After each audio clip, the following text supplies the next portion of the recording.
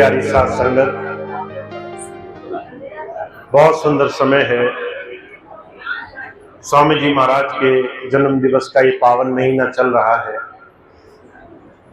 आप सब लोग पूरे महीने जहां जहां सत्संग हो रहे हैं, जहां जहां गुरु को याद किया जा रहा है, वहां अपना बहुमूल्य समय देकर के सत्संग के इस पावन अवसर का लाभ उठा रहे हैं।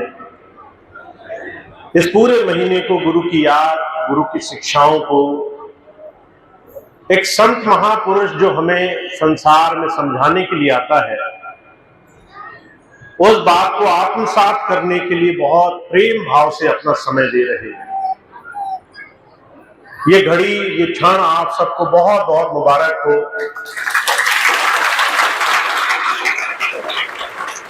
आप सभी के प्रयास, आप सभी को अपने गुरु को याद करना,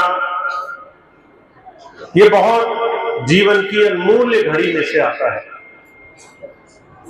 आपके जीवन में अगर आपको ये समझ में आ गया कि संत जीते जी क्या देने के लिए आया है और उसके समय रहते आपने बात उससे सीख ली, तो आपसे बड़ा भाग्यशाली संसार में कोई नहीं। महाराज जी कहा करते थे, जब संत महात्मा आते हैं संसार में तो उनके जीवन काल में कोई उन्हें समझता नहीं है। लोग उनको तिरस्कार करते हैं, उनकी बात नहीं समझते, उनके बात को तोड़ मरोड़ करके मन बुद्धि स्वार्थ के कारण भूल जाते हैं। और जब वो महापुरुष चले जाते हैं संसार से, तो हम रोते रोते उन्हें याद करते हैं। हम उन्हें याद कर करके उस घड़ी को, उस क्षण को जो हमने लाभ में नहीं बदला, उस क्षण के लिए हम मन में ग्लानि करते हैं। तो हमारे जीवन में ऐसा ना हो कि इस महापुरुष के संसार में आने का, संत के हमारे जीवन में आने का पूरा लाभ हम ना ले पाए। संत महापुरुषों के जीवन से क्या लाभ मिल सकता है, हम क्या चीज अपने गुरु की शरण से पा सकते हैं, ये बात समझ लेने की है। आज इस कलयुग में जहां गुरु शब्द के मायने बदल चुके हैं, जहां महात्मा का, गुरु का अर्थ है चमत्कार, हम सब लोग संतों के पास चमत्कार की आशा लेकर जाते हैं।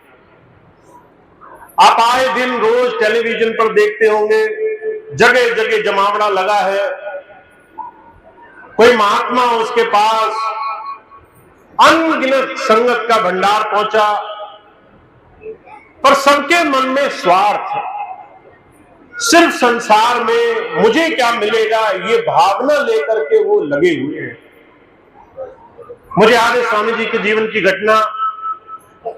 एक बार स्वामी जी के पास एक बहन आई, कहने लगी, स्वामी जी आप नाम देंगे, अंतर ज्ञान देंगे, ये तो मैं समझ गई, पर क्या दुनिया की चीजों के लिए मैं हनुमान जी की पूजा कर सकती हूं?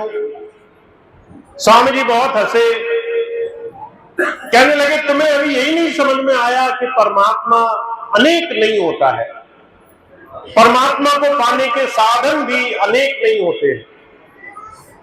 अगर परमात्मा किसी संत के अंदर प्रकट है, जो परमात्मा को जानता है, वो दुनिया की सारी चीजें देने में सक्षम है।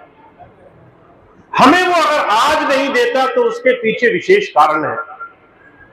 किसी माता से आप किसी बच्चे की स्थिति देखो, बच्चा मनमानी स्थिति में आ जाए और मां से कहे कि मुझे जलती हुई चीज, चूल्हे में जलता हुआ कोयला, तेज चमकती हुई आग मेरे हाथ पर रख दो, तो चाहे बच्चा कितना ही मांगे, माता कभी भी उसके हाथ पर आग का कोयला नहीं रखेगी।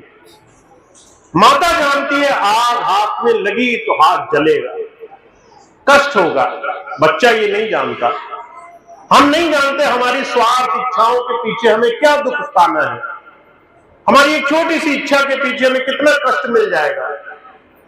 हम नादान बच्चों की तरह मन के पीछे भाग रहे हैं।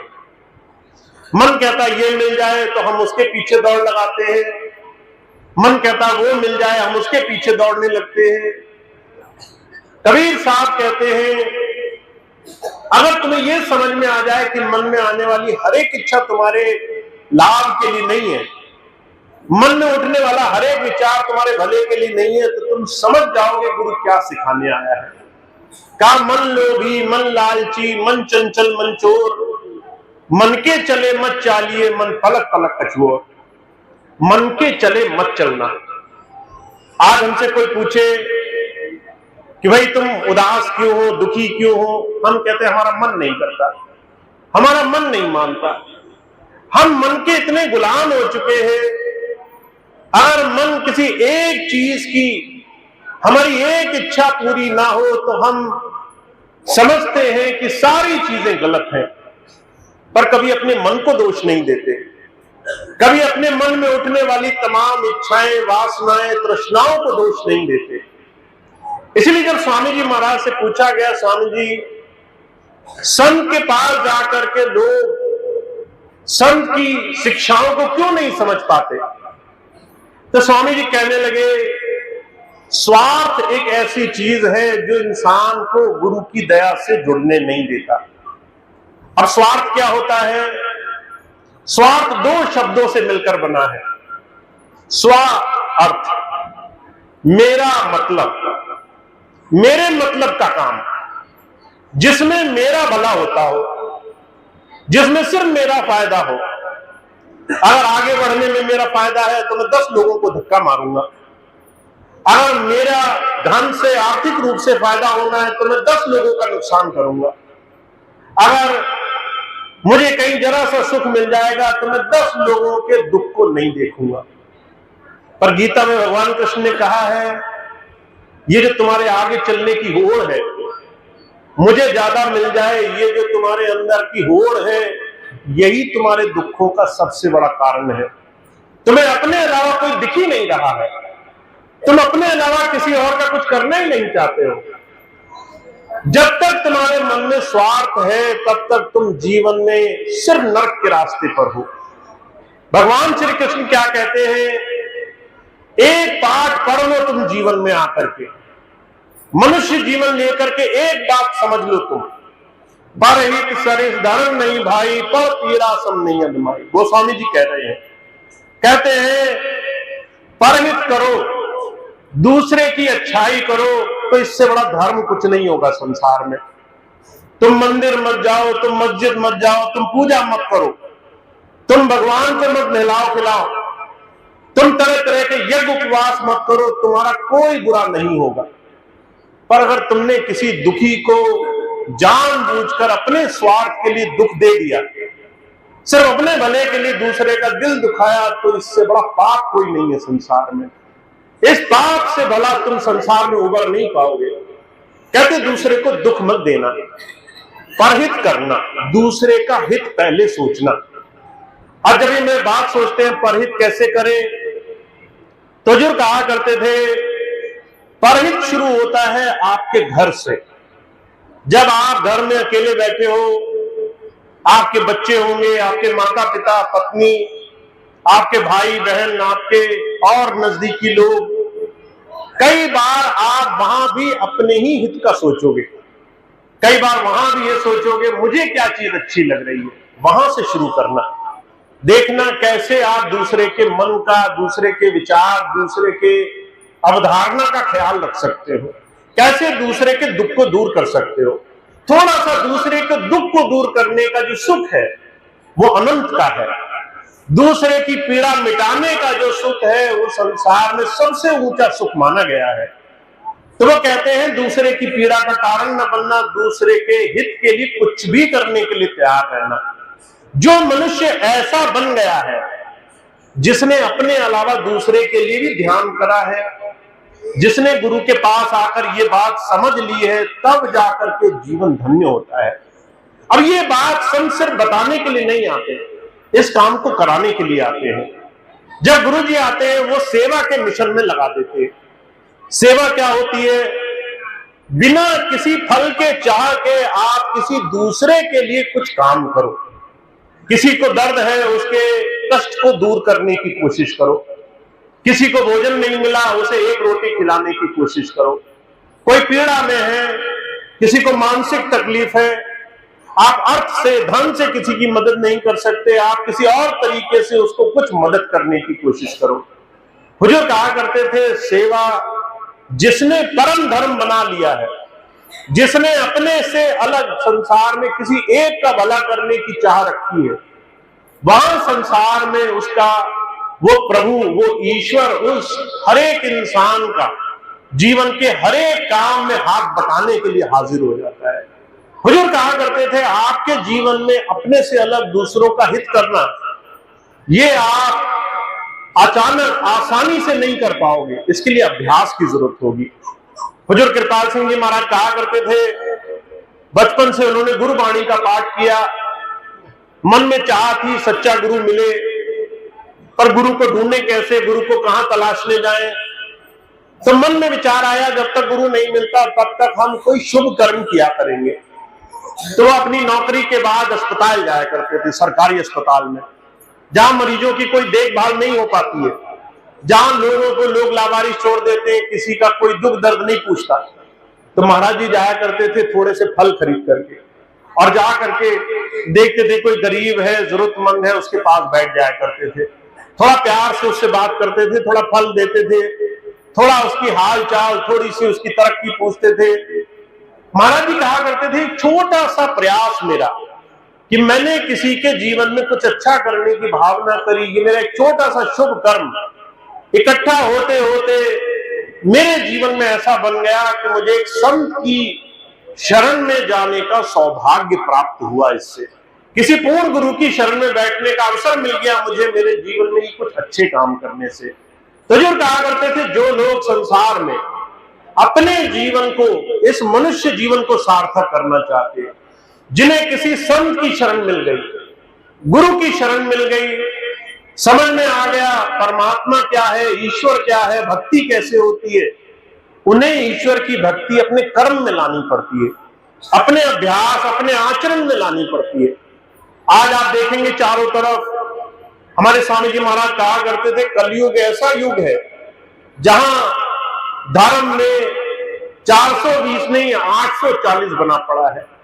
सारे लोग संसार में महात्मा मिलेंगे आपको, आप बाहर जाओगे, हर एक के पास ज्ञान देने को है।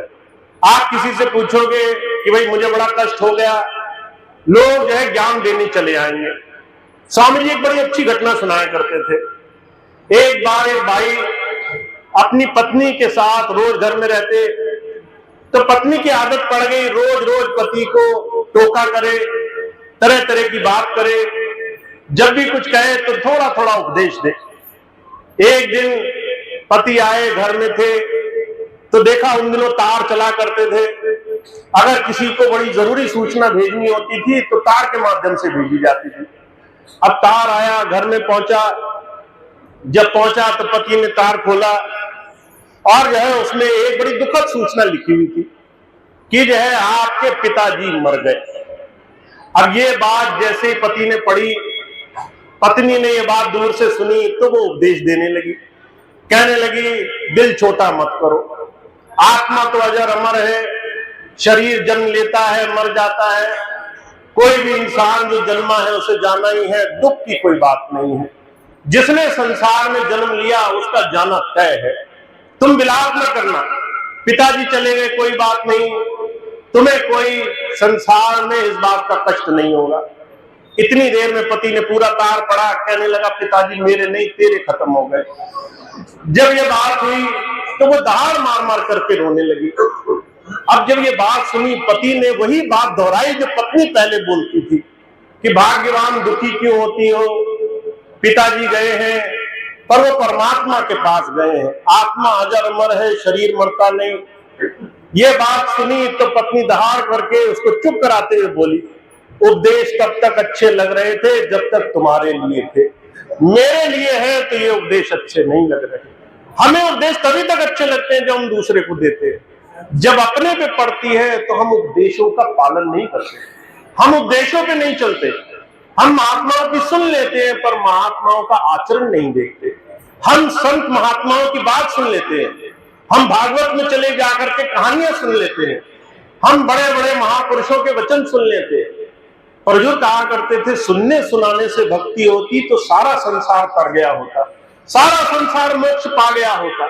हमने हजारों बार सत्संग सुने होंगे, हमारा संसार में रहने का कोई काम नहीं था। पर हमारे जीवन में जीवन की सार्थकता आचरण में है। तुम अपने जीवन में एक बुराई को दूर करके देखो। अगर तुम्हें मालूम है कि तुम घर जाते हो गुस्सा आ जाता है, गुस्से को दूर करके देखो। तुम्हें मालूम है तुम्हारे अंदर दूसरे की बुराई भरी पड़ी है, तुम 2-4 लोग बैठोगे दूसरे की निंदा करोगे, तुम 5 लोग बैठोगे किसी के दूसरे के जीवन की गंदगी देखने लग जाओगे।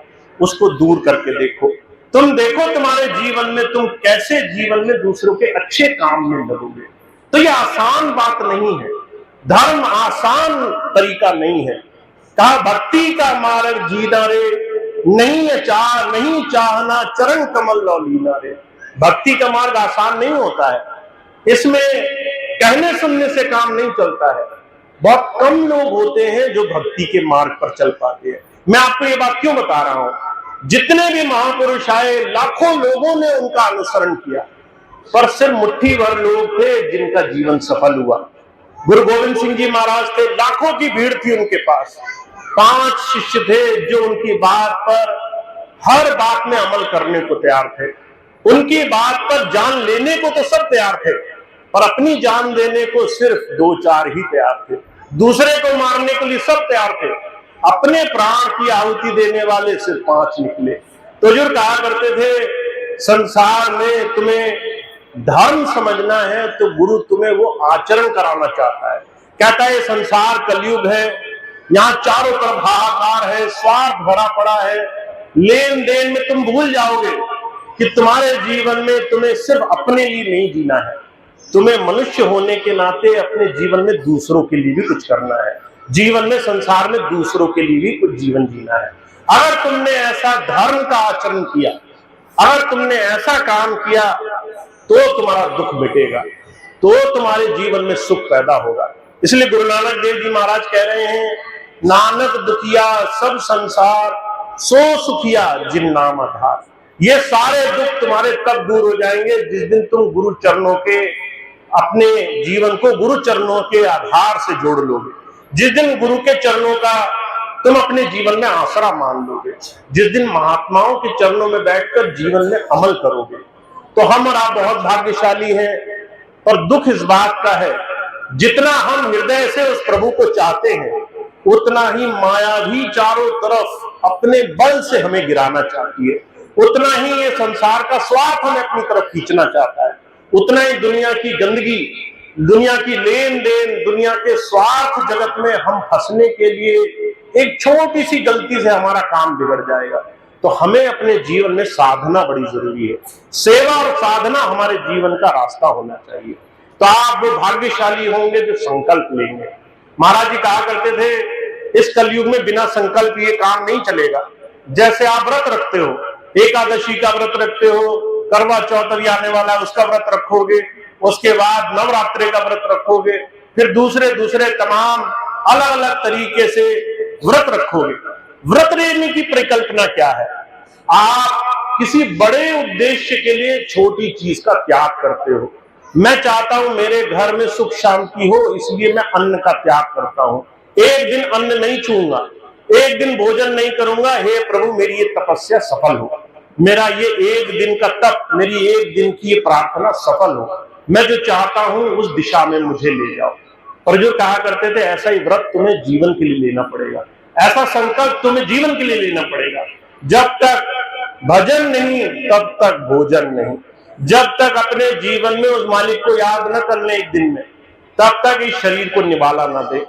अर्जुन कृपाल सिंह जी महाराज कहा करते थे तुम भजन करना भूल सकते हो, तुम भोजन करना नहीं भूल सकते। तुम्हारे आधा दिन गुजरेगा, तुम्हारा पेट तुम्हें बताने लगेगा कि भाई भोजन करने का समय हो गया, खाना जो है तुम्हें दिखने लगेगा, चारों तरफ चक्कर आने लगेंगे, कहां से खाना मिल जाए हमें। महाराज जी कहा करते थे भोजन नहीं भूलोगे, भजन भूल जाओगे, इसलिए भजन को भोजन से पहले रखना। अगर तुमने ये संकल्प साध लिया कि अगर मैंने आत्मा का भोजन नहीं दिया तो शरीर का भोजन नहीं दूंगा। ये मेरा संकल्प है मेरे मालिक से। तो आप इस संकल्प को पूरा करके ले जाओगे। हुजूर कहा करते थे, एक दिन भूखा रहना पड़ेगा, 2 दिन भूखा रहना पड़ेगा, पर एक समय ऐसा आएगा मन मान जाएगा, कहेगा कि भाई तुम्हें शरीर को तो खुराक देनी है, शरीर को भोजन देना है, पहले भजन पर बैठो। अभी बहुत सारे सत्संगी भाई बहन ऐसे हैं जो इस नियम का पालन करते हैं।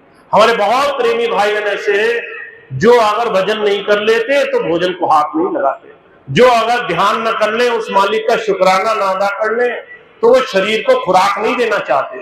ये संकल्प शक्ति होती है। तो आप तभी उस प्रभु को भजन कर पाएंगे, आप तभी इस मन को मार पाएंगे जब संकल्प लेंगे। और संकल्प को पूरा करने के लिए आप जीवन में बड़ा कठोर तप करेंगे। और मैं आपको एक छोटी सी चीज और बता देता हूं, संकल्प की छोटी सी चीज और होती है। अगर आपने अपने हृदय में लिया हुआ व्रत लिया और तोड़ दिया तो आप दोबारा कभी ये पूरा नहीं कर पाओगे। अगर आपने मन में वचन लिया कि हे प्रभु आज मैं भजन करूंगा, और जब शाम को भजन करने का समय आया तो आप मन से हार गए, वो कहने लगा बड़े थके हो, बड़े बीमार हो, भोजन भी नहीं किया, आज दिन बड़ा भारी गुजरा, 1000 लोगों से मिलकर आए, आज भजन नहीं करेंगे, कल कर लेंगे। अगर तुमने ये बात मान ली मन की तो फिर तुम कभी नहीं कर पाओगे। फिर तुम्हारा मन कहेगा तुम ऐसे व्यक्ति हो जो अपनी बात ही पूरी नहीं कर सकता है। जो आदमी अपना वचन पूरा नहीं कर सकता है उस आदमी का क्या भरोसा किया जाए। तो आप कभी अपने आप को दिया हुआ वचन मत तोड़ना।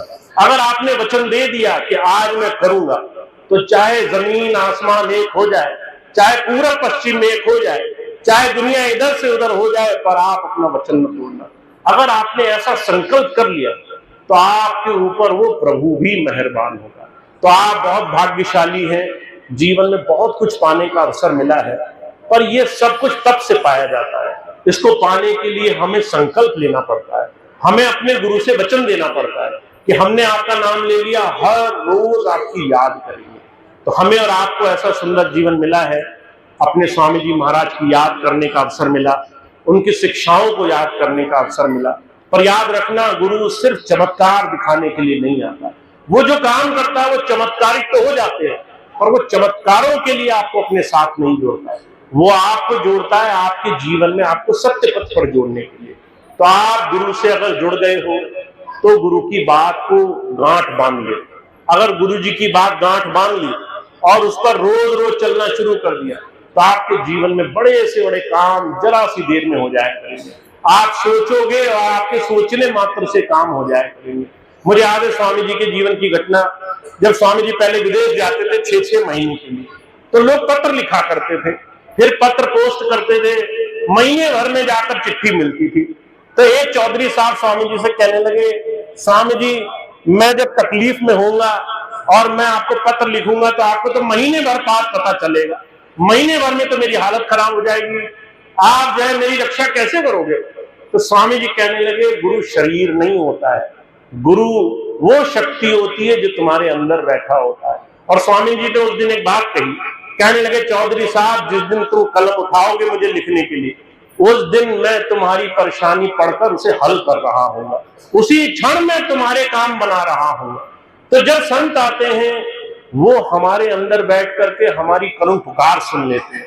अगर हमने उनसे प्रार्थना करी है तो वो हमारे काम बनाने में देरी नहीं करते। तो हम बहुत भाग्यशाली हैं, ऐसे गुरु से जुड़े हैं। हमें बस एक बात ध्यान रखनी है, स्वार्थ में कहीं हम अपने गुरु को न भूल जाए, माया के झकोरों में कहीं हम उस गुरु को न भूल जाए, दुनिया की इस बड़े झंझटों में, संसार के लेन देन के व्यवहार में कहीं गुरु की शिक्षा न भूल जाए। बाबा सावन सिंह जी महाराज कहा करते थे, भाई ऐसा काम न करना कि लोग तुम्हें देखें और तुम्हारे मालिक को गाली दे, ऐसा न करना कि लोग तुम्हारे जीवन को देखें और बोले इसका गुरु भी ऐसा ही होगा, इसने गलत काम किया, इसका गुरु भी यही काम करता होगा, अपनी तो जो है बदनामी हुई, साथ में गुरु जी की भी होगी। ऐसे काम न करना संसार में, ऐसे काम करना लोग तुम्हें देखें और तुम्हारे गुरु का भी नाम गर्व से लें, तुम्हें देखें और तुम्हारे गुरु की बड़ाई करें। तो ऐसा जीवन बनाना है, इस कलयुग में ऐसा जीवन बनाने के लिए आपको चुना गया है। आप इस रास्ते पे लगो और खूब याद से गुरु पथ पर चलते रहो, ऐसी मेरी शुभ भावना है। ऐसा ही स्वामी जी का आपके ऊपर आशीर्वाद रहे, आप गुरु जी के सच्चे प्यारे जीव बनकर उभरो। अपने जीवन में ऐसा विश्वास हो आपका गुरु जी पर, दुनिया इधर से उधर हो जाए, आपका विश्वास कस से मस ना हो। तो इतनी बात कह के मैं अपनी बात समाप्त करूंगा। आप सभी, खास तौर से अलीगंज के आज के सत्संग के लिए सभी प्रेमी भाई बहनों का बहुत बहुत आभार है, बहुत बहुत धन्यवाद है। इतना सुंदर समागम, इतना प्रेम से आप सभी भाई बहनों ने आज के इस कार्यक्रम को सफल बनाया। अब आगे का कार्यक्रम चलेगा। मेरा विशेष अनुरोध है, बहुत समय बाद ये सत्संग आज का यहाँ लगा है। इस सत्संग को सफल तभी माना जाएगा जब लंगर प्रसाद भी बड़ी शांतिपूर्ण ढंग से हो जाएगा। तो आप जो भाई बहन सेवा में सहयोग करना चाहते हैं, लंगर प्रसाद के लिए सहयोग करेंगे, सभी भाई बहनों को प्यार से बिठा के आराम से लंगर छकाएंगे और उसके बाद आज का कार्यक्रम सफल होगा। तो इतनी बात कह के मैं अपनी बात समाप्त करता हूँ। कुछ सत्संग अभी आपके क्षेत्रों में लगे हुए हैं इस महीने। कल का सत्संग सहस्वान में है, सहस्वान में कल का कार्यक्रम है, आपसे ज्यादा दूर नहीं है। आप सहस्वान के कार्यक्रम का हिस्सा बन सकते हैं तो कल वहां जरूर पहुंचे। उसके बाद शनिवार को पीलीभीत का मासिक सत्संग होगा। उसके बाद रविवार को मणिनाथ डेरे में जो महीने का सत्संग होता है वो होगा, और 30 तारीख को बीसलपुर का सत्संग होगा। ये कुछ सत्संग लगे इस महीने के, उसका आप लाभ उठा सकते हैं। मैं एक छोटी सी सूचना आपको और दे दूं, अभी स्वामी जी महाराज का जन्म दिवस भंडारा हुआ, बहुत प्रेम भाव से और बहुत भव्य भंडारा हुआ। मैं वहां पर जितने भी आयोजकों थे वो कहने लगे, भैया जी इस बार स्वामी जी ने बड़ी दया करी। लोग कहते थे बारिश हो जाएगी, बारिश नहीं हुई। लोग कहते थे गर्मी होंगे, तो स्वामी जी ने दया करी, बड़ी ठंडक हो गई, शांति हो गई। लोग कहते थे संगत नहीं आएगी, तो न जाने कहां से इतनी संगत का हुजूम रहा कि पैर रखने की जगह नहीं रही। जब ये बात हम देखते हैं अपने प्रेमी भाई बहनों की, तो मन में इस बात का गर्व होता है कि हम अपने गुरु से कितना प्रेम करते हैं। हम उनकी याद, उनके एक दिन को मनाने के लिए सारे सुख साधन, सारे आराम छोड़ करके हम उनकी याद मनाने के लिए वहां इकट्ठे होते हैं। तो इतना सुंदर भव्य भंडारा रहा, आप सभी लोग उसका हिस्सा रहे, बहुत बहुत आपको उसके लिए धन्यवाद, आभार। अभी 2 प्रोग्राम इस पूरी ठंडक में, सर्दियों में मैं ऐसे कहूं, और होने हैं, जिसकी आप सभी भाई बहन पहले से ही तैयारी कर सकते हैं। पहला प्रोग्राम नवंबर में होगा, 13-14 नवंबर में खटीमा में, खटीमा के पास जो भंडारा स्वामी जी महाराज का आश्रम है, वहां पर बहुत सुंदर कार्यक्रम का आयोजन होगा। पिछले वर्ष भी हुआ था, इस वर्ष भी होगा नवंबर के महीने में, 13-14 नवंबर। तो ये तारीख आप नोट कर लेंगे, तारीख खाली रखेंगे। उस दिन आप व्यस्त नहीं रहेंगे, कहीं ऐसा न कहना भैया जी बड़े काम आ गए, हम व्यस्त हो गए, वहां आने की फुर्सत नहीं मिली। तो पहले से ही आपको सूचना दे रहे हैं, नवंबर का एक भव्य कार्यक्रम होना है भंडारा में। वहां की संगत आपके आगमन में, आपकी वहां पर आने की बड़ी इंतजारी कर रही है, खूब तैयारी में लगी है। तो आप वहां पहुंचे, उनको भी गर्वान्वित करें, उनको भी उनके भंडारे में भी पहुंच करके उनके भी श्रद्धा भाव लें। दूसरा भंडारा इस बार पहली बार राजस्थान में दिसंबर का, राजस्थान की संगत ने लिया है। मैं एक छोटी सी बात आपको बता दूं, राजस्थान के प्रेमी भाई बहन ऐसे हैं, अभी कुछ दिन पहले एक भाई मुझे मिले, कहने लगे भैया जी आप गुरु पूर्णिमा का सत्संग जो होता है जुलाई का, वो राजस्थान में ही क्यों लगाते हैं। मैंने कहा दूसरे लोग मानते नहीं और राजस्थान वाले छोड़ते नहीं। राजस्थान वालों की एक छोटी सी हमेशा से प्रबल इच्छा रही, उन्होंने पिछले कई वर्षों लगातार गुरु पूर्णिमा का सत्संग वहां हो जाए, इसके लिए उन्होंने बहुत प्रयास किए, और नतीजा ये है कि उनके इतने प्रेम भाव से पूछने के लिए उनको वो भंडारा मिला। अब उन्होंने कई वर्षों से प्रयास किया, तो इस बार दिसंबर का कार्यक्रम वहां होना है। 18-19 दिसंबर का कार्यक्रम राजस्थान में होना है। आप सोचते होंगे पहले से क्यों बताया जा रहा है। राजस्थान दूर है, वहां जाने के लिए अगर आप पहले से टिकट कराएंगे आसानी से हो जाएगी। अगर आप आखिरी दिन कहेंगे हमें भंडारे में जाना था, तो आपको हो सकता है टिकट ना मिले, जगह ना मिले, मन में इच्छा रह जाए और वहां पहुंच ना पाए। सीधी ट्रेन यहां से चलती है, आप आराम से पहुंच सकते हैं। पहले से आप टिकट लेना चाहें, पहुंचना चाहें, तो अपने गवर्नर से मिले, अपने प्रेसिडेंट से मिले, आप पूछें हम वहां कैसे और कितने लोगों के साथ जा सकते हैं, वो सब सूचना देंगे। तो ये 2 बड़े भव्य भंडारे अभी हैं आपके सामने। आप उनकी तैयारी के लिए अपना समय बचाकर रखें और वहां जरूर पहुंचने का प्रयास करें।